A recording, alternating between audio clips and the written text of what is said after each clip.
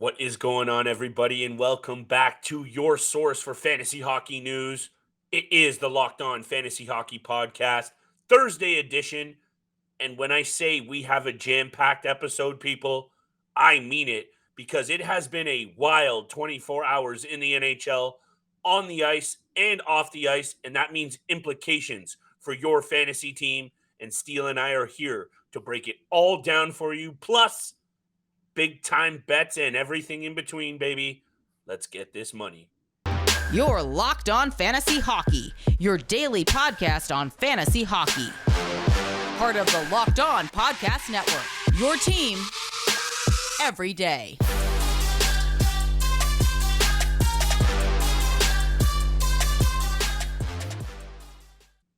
Party people in the place to be, welcome back to your show, the Locked On Fantasy Hockey Podcast, alongside Mr. Steele Roden and your boy Big Flip Livingstone. Thank you for making us your first listen every single day. And on today's episode, my friends, we are going to almost run out of time from start to finish with all of the fantasy news coming out of the NHL over the last 24 hours. Today is a jam-packed episode that will feature a look at Alex Ovechkin, the news with Kris Letang. We have a big waiver wire ad from the LA Kings. We're going to talk about some injury news. Ilya Samsonov back to the crease. We got big-time bets and everything in between, including a little news from the Ottawa Senators. Josh Norris back on the ice. People, when I say it's a jam-packed episode, I really mean it. Steele and I are here for you, though. We're going to break it all down and what it means to your fantasy squad. Steele, I said to the fans, thank you for making us your first listen every single day. They might need to listen to this episode 2 or 3 times to take in just the sheer amount of fantasy hockey news right now. We're going to start with Alex Ovechkin, but we have a lot to get to.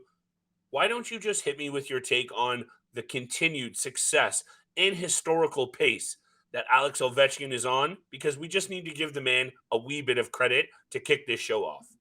Yeah, it's absolutely incredible what he continues to do and continues to impress all the fans, all the hockey fans out there. The fact that he's now got the record for the most goals on the road of anyone that has played the game of hockey in the National Hockey League. I know there's a couple more records that he's broken as well, and I know you're going to get to it, but the fact that he continues to impress this much in his 17th, 18th year in the NHL, absolutely incredible at the age of 35.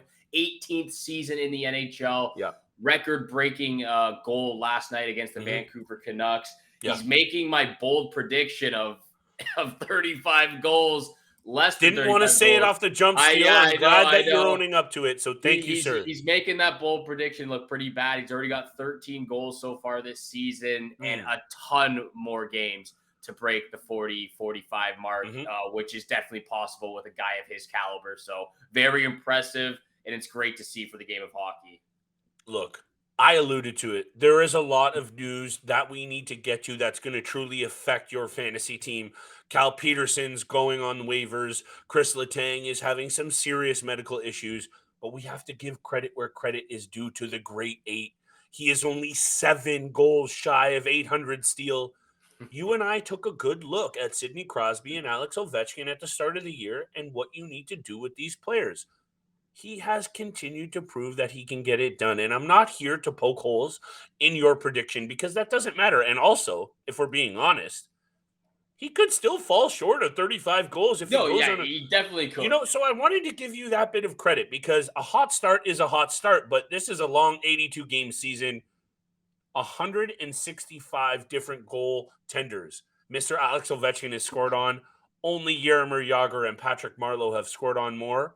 He also just set the career record for 135 career opening goals in the NHL.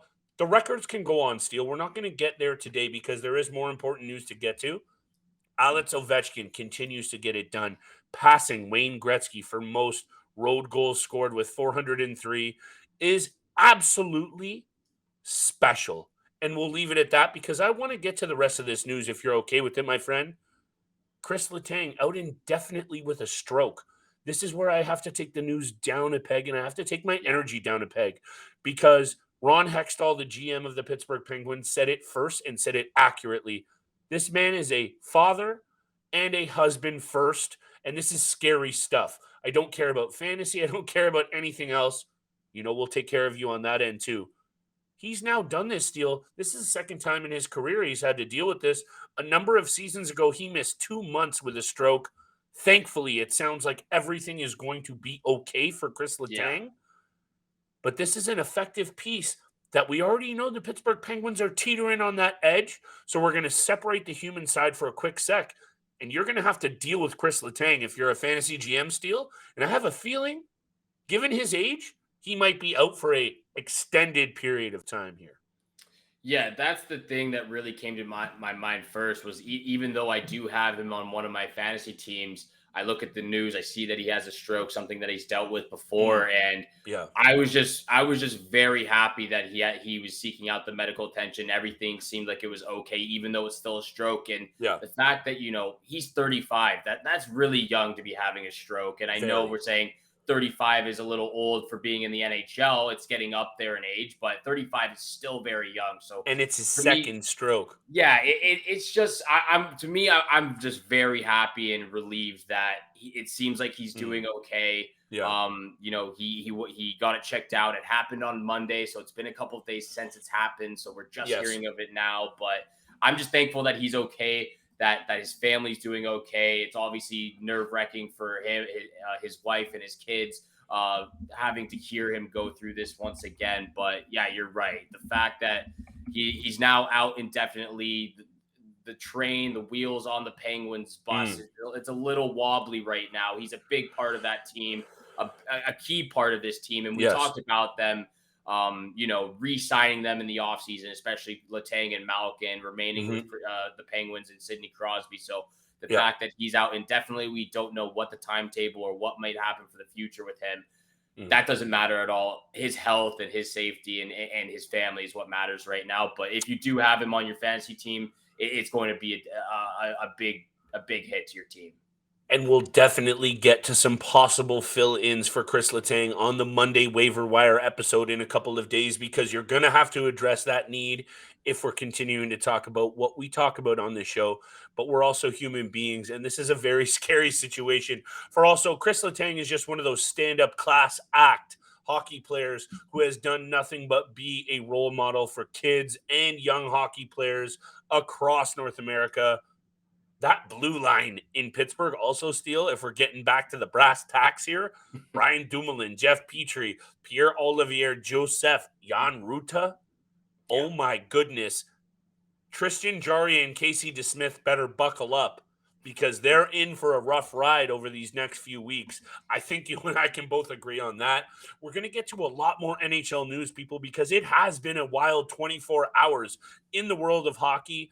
We have a bunch of big-time bets. We have a jam-packed and loaded Thursday board. We're going to get to all of it, but you know where we're getting those odds for our Thursday bets? It's betonline.net, because today's episode is brought to you by betonline.net, your number one source for sports betting info, stats, and news and analysis this season. Get the latest odds and trends for every professional and amateur league out there, from football to basketball to soccer, World Cup, esports, and more. They have you covered at betonline.net. And if you love sports podcasts, just like your favorite, the Locked On Fantasy Hockey Podcast, you can find those at BetOnline as well, where they have the fastest and easiest ways for you to get all of your betting fix, over-unders, point spreads, player props, and more. Head to the website today. Use your mobile device to learn more. That's BetOnline, where the game starts. Thank you so much for making the Locked On Fantasy Hockey Podcast your first listen every single day. For your second listen, please check out Locked On Sports Today podcast. The biggest stories of the day, instant reactions, big game recaps, and the take of the day, available on the Odyssey app, YouTube, and wherever you get your podcast. A lot more news to talk about. Yes. A couple more injured players that might be returning. One is returning for sure. One might be returning in the new year. Yes. And a player who has been relieved of his duties, it seems like. But let's start with the injuries. Ilya Samsonov back in action for the Toronto Maple Leafs. I actually, what is this? The second time that Matt Murray and Samsonov have actually been in full gear on, both ready to go in game First action. since the game 1 of the season. Yeah, exactly. So I'm ecstatic to see these guys back in action. We talked about Matt Murray the other day. He's looked great since he's come back from injury. Samsonov in action last night against the San Jose Sharks. Again, we haven't seen it yet because we're recording a little early, but I'm happy to see them both, healthy and ready to go in the blue and white. Matt Murray, 5-1-1 with a 2.44 goals against and a 927 save percentage since his return to the Toronto Cage. And how about Samsonov, 6-2-1 with a 2.23 goals against and 921 save percentage before. You and I mentioned, and I want to give us credit because I like doing that. You and I both said the only way that this Toronto team can sustain winning, they need all 4 of those big studs to go. Nylander, Tavares, Marner, and Matthews, and they're going now. And now all of a sudden, they have a ragtag blue line crew, and everyone wants to throw chirps at the Toronto Maple Leafs, but they're getting it done with a illegitimate cast of characters on the blue line. I'm not going to go down the Toronto rabbit hole tonight, Steele. We're going to save those for later in the season. But now that the Toronto Maple Leafs have 2 goaltending options, fantasy GMs need to pay attention because you might need to capitalize on who is going to take the crease in Toronto. And I'll tell you this, being as close as we are to this team, and I know you're going to back me up here, Kyle Dubas, Sheldon Keefe, Brendan Shanahan, or otherwise, don't care if it's Matt Murray, Shalgren, Samsonov, or you, Steele, who is in that cage winning games. As long as this Toronto Maple Leafs team continues to look how they have and put points in the win column, that goaltender will be in there. So that's why you need to pay attention as a fantasy GM here, because Samsonov is back and he was the number 1 goaltender before he got hurt. So we need to know what's going to go down in this crease. Also, can I throw it over to the Columbus Blue Jackets? This is a little bit more late breaking news. Patrik Laine could be back Friday, as early as Friday, with this ankle injury. What do you think about that, my friend? Well, I think it's definitely good for your fantasy team since he's right, on. I had to throw it out there. Of course you did. Of course you did. But look, that's something the Columbus Blue Jackets definitely need right now. They need some goal-scoring touch. And I'm not trying to take away from the next topic, which we're going to get to very quickly before we get to bets, because this situation, we mentioned the importance of the one in the Toronto blue paint. What's going on with the LA Kings here, Steele, is what I really need to ask you about next, because Cal Petersen looked like he was the goalie in the COVID-shortened season. He took the crease away.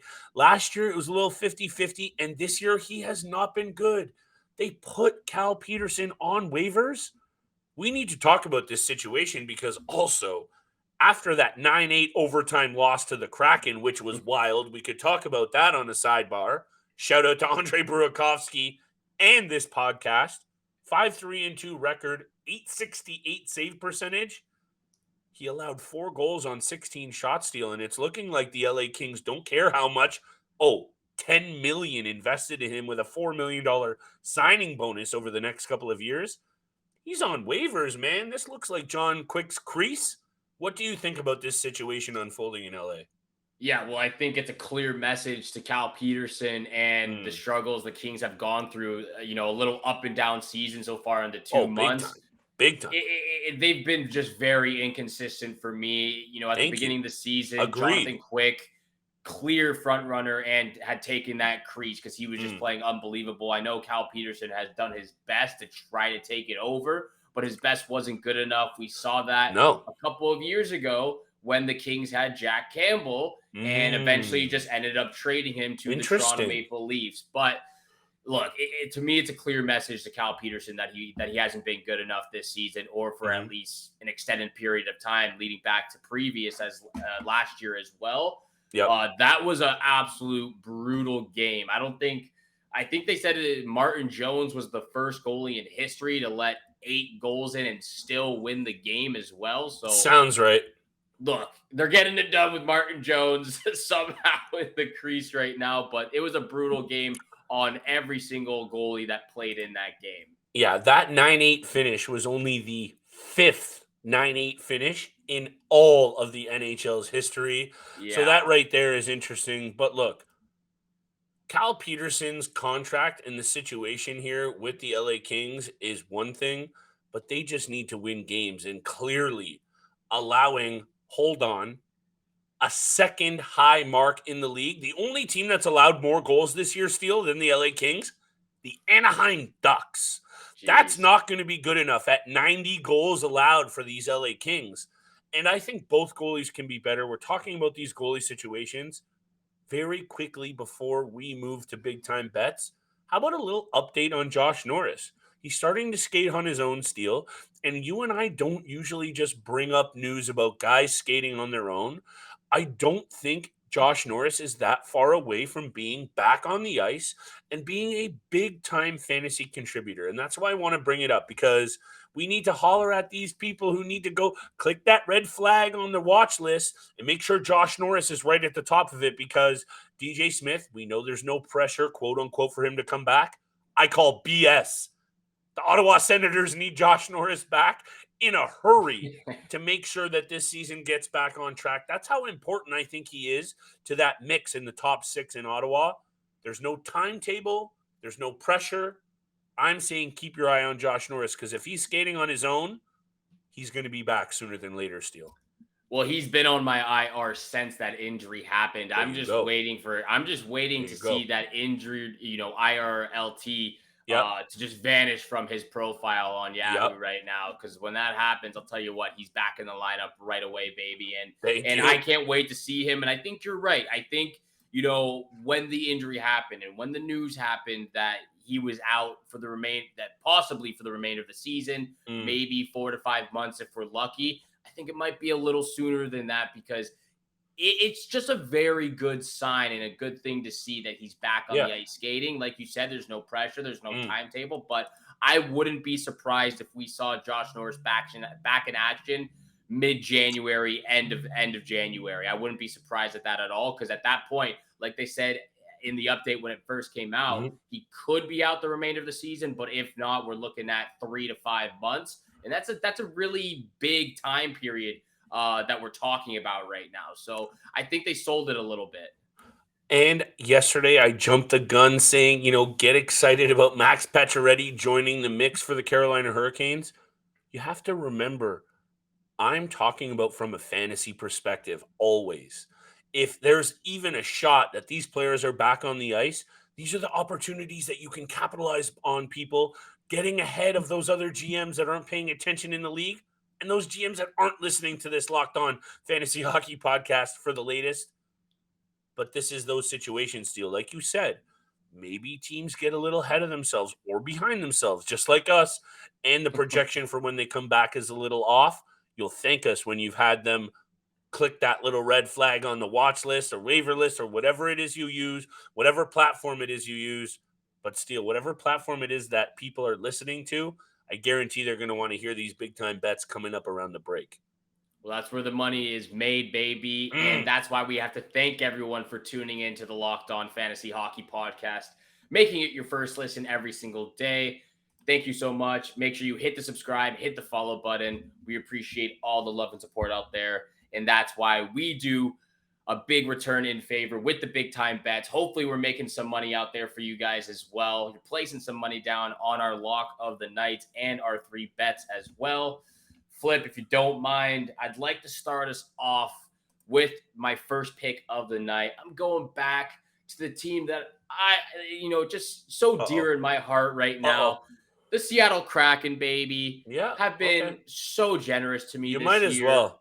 They might as well. They've been so kind to me, just making all the money, and they've been helping me with the rent out here so far. So Seattle Kraken on the money line, minus 123 against these Washington Capitals. Look, I know they just won 5-1 or 4-1 against the Vancouver Canucks, but we're talking about the Seattle Kraken now. They're a much better team than last year. They're a much better team than the Vancouver Canucks. They're at home as well. I like them in this spot, minus 123 on the money line. I am now fully blind to what's going on with the Seattle Kraken, because you have pumped so much air in my tires over these Kraken.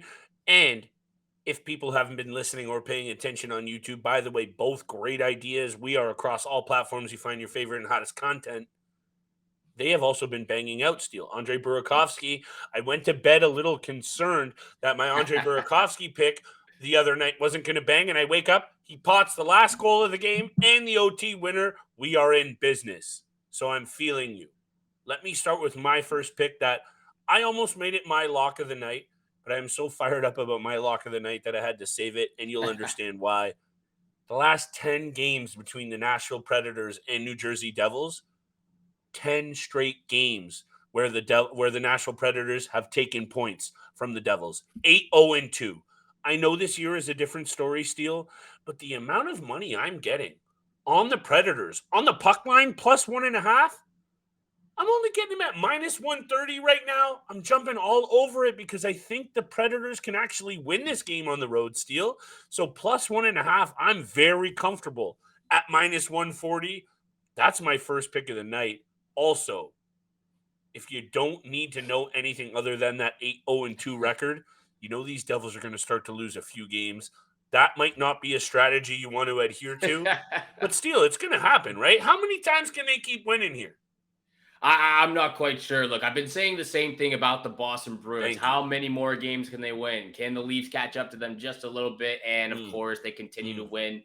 True. That's just, dude. They've been the best two teams in the league by far, both coming out of the Eastern Conference. So True. It's very tough to see those two teams losing. And I've tried very hard to bet against them, and it doesn't seem to work. But for my second pick of the night.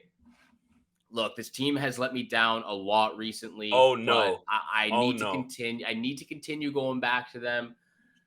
I'm taking the Lightning on the puck line against the Philadelphia Flyers. That's not what I thought you were going to say, so thank you. Continue. I'm taking the Lightning on the puck line against the Flyers. I took them on the money line the other day against the Bruins, expecting the Bruins to finally lose again, but let's not go it there. Didn't happen. Yeah. Look, to me, Vasilevsky hasn't been the best. I've stated that many times, but yeah, you're all over Twitter with the Vasilevsky hate. I can't stand him right now. I can't stand him right now because he's letting me down. It's a little bit biased, but I've got the Lightning on the puck line plus 115 against these Philadelphia Flyers. Oh my goodness, Steele. Look, I'm not even going to chirp you because I'm staying away from this game with a 10-foot pole, but you are really rattled with Vasilevsky's performance if you're going back to, hey, the Flyers looked good the other night. I'm not going to unpack this madness right here. And you know what? I have a feeling you're going to chirp me here with my second pick. The Vegas Golden Knights roll into Pittsburgh. We know they are on a proper heater. 13-5 in this season, last 18 games. They are 8-1 on the road as well, Steele, but they don't play well against Pittsburgh. 2-5 in their last 7 against the Penguins. Go back to last season, and those games are looking nice for the Penguins. I understand that you might not like this angle, but the Penguins have looked better. They are okay, in my opinion, at minus 120. I'm not overthinking this. You said a few times lately your gut pick. I just think the Vegas Golden Knights are in a spot here against the Pittsburgh Penguins. Here's why I'm going to do it. This emotional angle for Kris Letang, it might be one that takes away from them. You know this Pittsburgh Penguins squad is going to go out and absolutely win one for Kris Letang. After suffering his second stroke in his career, that's really a serious matter that you and I talked about. I'm taking that emotional angle. Sue me if you don't like it. Pens on the money line, minus 120. They're going to dust aside the Knights on the road in a tough spot for this Vegas team. That is a very emotional pick, and I think that's one I'll definitely have to stay away just because, of how emotional it will be. Maybe I should. That's just the degenerate in me. I can't help it, and I'm sorry. I'm honestly, I'm sorry. It's okay, though. We'll see what happens during that game. My lock of the night. Do you still have your lock of the night? I have a lock of the night left, and you're going to like it. All right, perfect. My lock of the night. I don't think you're going to like this one at all. I'm taking the Blues on the money line at plus 118 against these Hurricanes. I don't hate it. For me, I've seen at times Jordan Binnington from 2018 or 2017 when they won the Stanley Cup. He's looked pretty good recently. the Blues, again, like the LA Kings, have just been very inconsistent so far this season, but I feel comfortable enough to take the Blues on the money line at plus 118. I have no chirps there, Steele, honestly. You were expecting a couple from me. I'm not. Hey, that's one of those spots that I'm looking at an angle here, and I have to bring it up again, not to take away what you just said at all. I'm shifting gears to this Anaheim at Dallas Stars matchup. I'm drinking the Kool-Aid, baby. I looked at this a little bit. I was going to maybe sprinkle on the Ducks, thinking that this is a spot to take them. I was going to even sprinkle against Jason Robertson, and I dug deeper into these numbers. I'm not doing either. Okay. If I were to bet, I would be betting the Stars on the money line. I'm going to stay away. Jason Robertson in the last 16 games, if you haven't been paying attention to the previous podcasts, 17 goals, 12 assists, and 77 shots on net. I'm not good with breaking down numbers, but something tells me if we start comparing, exactly. Is it Mark Giordano's birthday or what? But if I start breaking down 16 game heaters, this is one of the more impressive ones that we've seen in a very, very long time. And the Anaheim Ducks, we already talked about them allowing the third or maybe the most the most goals in the NHL. Jason Robertson's going to continue his heater in a very big way. And that is my lock of the night. Jason Robertson over 1.5 points. I'm not copping out on the single point tonight, Steele. I want the real money because I think he could easily get a couple of peripheral apples here and a goal. I'm saying 3 points for Jason Robertson tonight. 1.5 over the points, and we'll tweet out the updated odds later tonight when we get them. That's my lock, though. It looks like I've changed your mind. You would rather have Jason Robertson. Oh, don't go there. It is the Green and White podcast. We're going to get our boy from Locked On Stars on soon. Waiver flags. That's Here it, is buddy. the Green and White. Thank you so much for making the Locked On Fantasy Hockey podcast your first listen. Please, for your next listen, though, check out Locked On Sports Today podcast. Biggest stories of the day, instant reactions, big game recaps, and the take of the day. Available on the Odyssey app, YouTube, and wherever you get your podcast. Thank you so much for tuning in for today's episode with Flip and I. Have a great day. Good luck with all your bets out there, and we shall see you back here again tomorrow. Peace.